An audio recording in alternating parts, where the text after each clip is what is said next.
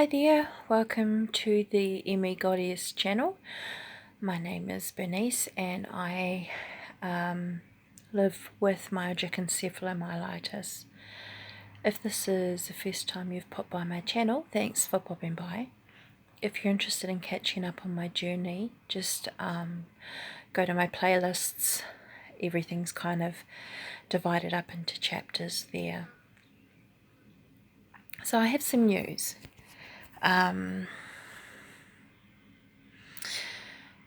This week has been quite a large week for Honey and I. We've come to the realization that we are going to lose our home. 3 years ago, I became bedbound.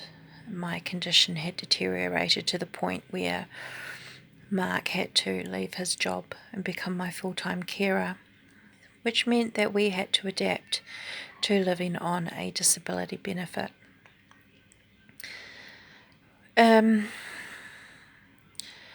We were sort of working on the basis that my lifespan was probably going to be a lot shorter than we wanted. My organs were deteriorating to quite a dangerous extent due to the myriad of medication that I was on. Since being in hospital, being taken off all the medication, having a new drug which has been a miracle drug for me, it isn't for everyone but it is for me, has meant that we've been able to halt the deterioration of my organs, and like my liver is starting to heal. So my prognosis is now I have a much longer future. What that also means is that Mark won't be going back to work because I need him home full time. In New Zealand, he can't get paid a carer's wage because we are married.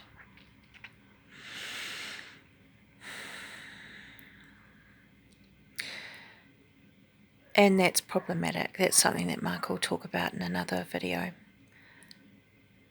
So, because we own our own home, or rather the bank owns our home, we have a mortgage, only 80% of our living expenses is covered, which leaves a deficit of a considerable amount.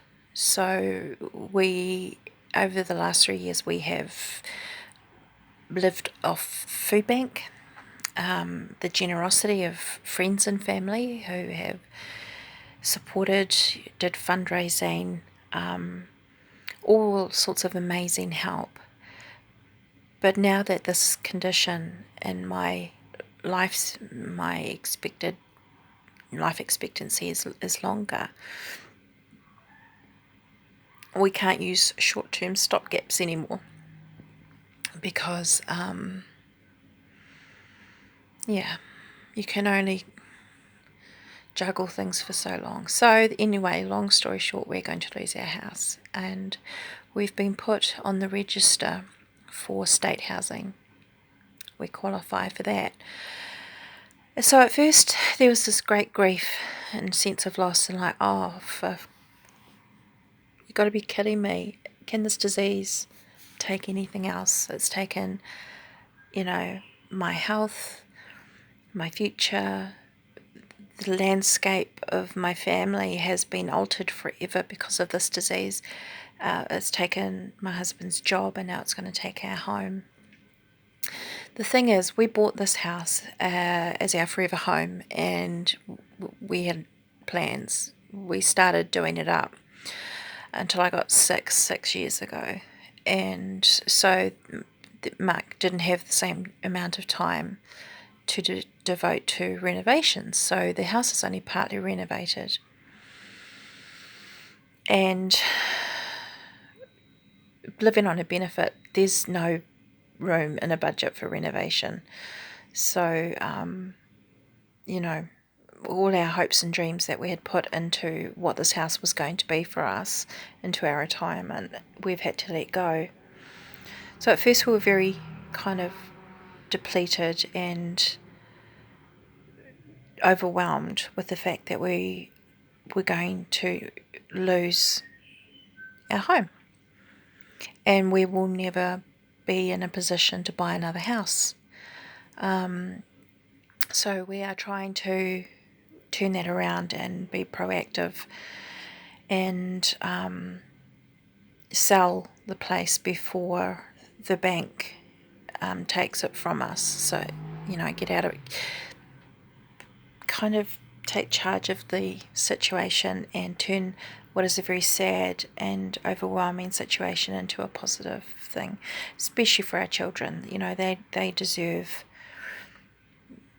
They deserve so much more than being, having their home taken away from them.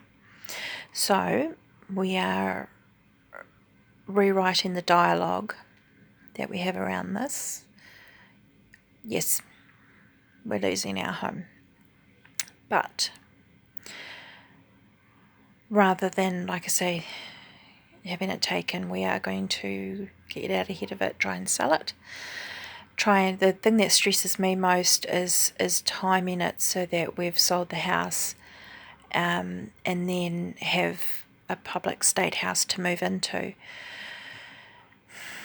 So I have anxiety around the transition. I'll go into respite care in an old people's home while that all happens, so that I'm tucked up out of the way. So changing the dialogue around that has been really valuable. Now we're looking past the fact that we're losing something and looking at the fact that we are gaining something. We'll be moving into a state house that will be wheelchair ready and ready for my special needs, because I have such a high level of dependence on home help and equipment. So they've taken that into account. We now have one caseworker who will deal with us through this whole transition. We're going to be living, the children won't have, our caseworker's been amazing. She doesn't want our children to have to change schools, so she's put in for areas that work for that. She's put in the size of the house we need, the modifications that will need to be done ready for us to move into, and also have been a state house. It's not market rent, so we will actually be able to buy food without relying on the generosity of other people. We will be living closer to town, which will make Mark's life easier with children's activities. And moving into a state house, we will have access to that house for my lifetime. And it's kind of a crazy situation, like this disease is taking our home from us. But now, because of this disease, we are going to be hopefully in a situation that actually works much better for us, rather than living in a half-finished house that we have no hope of being able to finish living on a benefit. So that's our news, and like I say, we're trying to change the dialogue around the loss. Not about being positive, but just kind of saying that I'm really sad that dream hasn't worked out and is not going to work out. But now, because of my disease, we have got something that could potentially be really good for us as a family to move into a modified home that's affordable for our situation, even if it is living in a state house,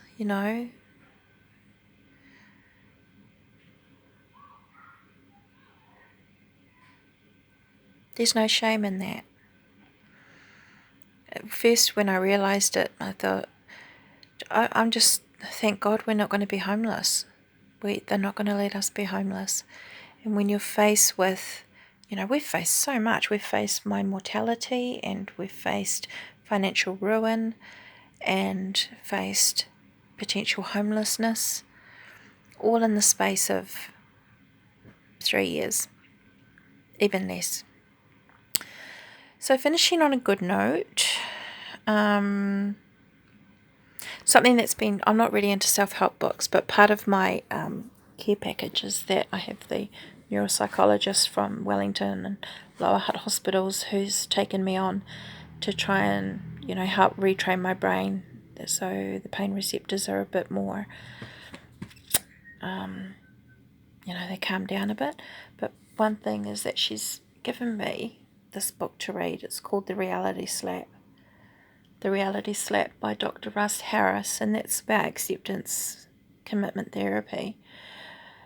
This was obviously to deal with my physical situation, my health, that I'm, this is a lifetime thing for me now. It's actually, even though, it's a self-help book, it's one of the most fantastic and supportive things that I could wish for at the moment. So it's called The Reality Slap, and it talks about just accepting the situation, but also how to change the narrative around that, and that's really helped with the mental and emotional gymnastics that we've faced with, financial ruin and homelessness. So, yeah, it's actually going to be a positive thing. The only thing we need to juggle is timelines and things, and hope. Just have to have faith, I guess, that somehow it's all just going to fall into place. Everything else has so far, everything else has fallen into place. So, like I say, rather than looking at as my diseases taking our home and our financial future away, actually our disease has also given us the opportunity to live in a more suitable environment that will work better for our family, for me, and is, affordable. So that's our big news in our household. I hope this message finds you well. I'm finding I'm quite tired a lot of the time now. I think it's just, I'll sort of emotionally adapt and adjust, but we're doing good. We're doing good in amongst it all. Somehow Honey and I just look at each other and just go, right, well, we'll just jump on this and see where it goes. So, yeah. So, I hope this message finds you peaceful and as pain-free as possible. And I'll keep you updated on, how things track along down that line. So, if you've got a minute, send a happy thought. And let's, hope, like I say, my last thing I'm worried about is juggling the timelines and selling the house before the bank decides to take it, and we'll go from there. Anyway, sorry that was long and waffly. It's just because I'm tired, but I wanted to update. Okay, toodles.